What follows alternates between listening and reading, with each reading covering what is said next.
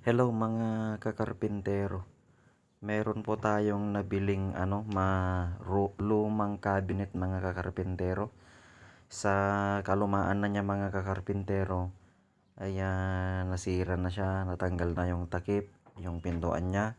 At saka sa ibabaw, ganyan na yung itsura niya mga kakarpintero. Sa likod, ganyan oh. Ayan, lumang-luma na mga kakarpintero. I-repair natin mga kakarpintero. I-restore natin mga kakarpintero gamit ng plyboard mga kakarpintero. Ayan, ayan yung gagamitin natin. Gagawin natin na shelves.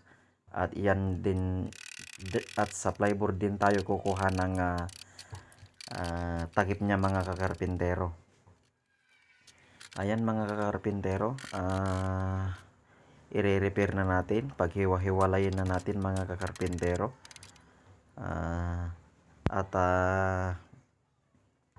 ang gagawin natin mga kakarpintero, i-rebarnish na rin natin. Ayan, yan siya mga kakarpintero, naghiwa-hiwalay na. Ayan. Sasander tayo mga kakarpintero. Sa pagsasander mga kakarpintero, sa paglilinis, gagamit lang kayo ng number 36 na leha, tapos 60 at number 120 mga kakarpintero, para malinis yung gagawin natin na i-repair na cabinet mga kakarpintero. Ayan, fast forward na tayo mga kakarpintero. Maglalagay na tayo ng shelvings mga kakarpintero. Ayan no. At ang gagawin natin mga kakarpintero, ibabarnis na rin natin Ayan, pang sarili lang mga kakarpintero.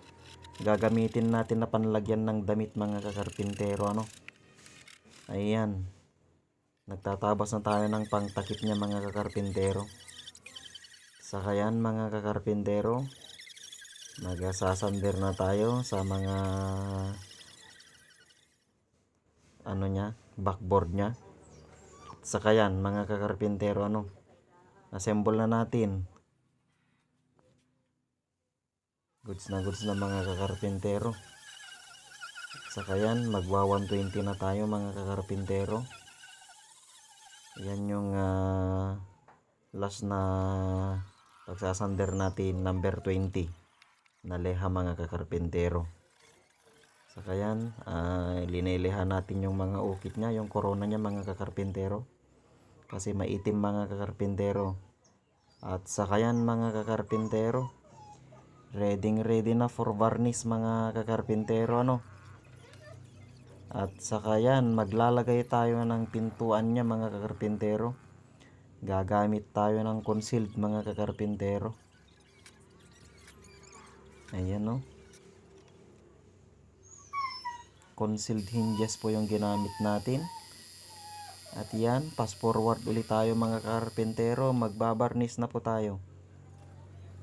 Ayan, kailangan mga kakarpintero, ibabarnish natin lahat, pati sa loob mga kakarpintero, para malinis na malinis. At saka yan mga kakarpintero, top coat na tayo. Ayan, sa pagtatapkot mga kakarpintero, gagamit lang kayo ng Hudson top coat mga kakarpintero. Ayan mga kakarpintero, goods na. Glossy na siya mga kakarpintero. Ayan Ayan mga kakarpintero. Nasa loob na ng bahay mga kakarpintero. Goods na, glossy na siya mga kakarpintero.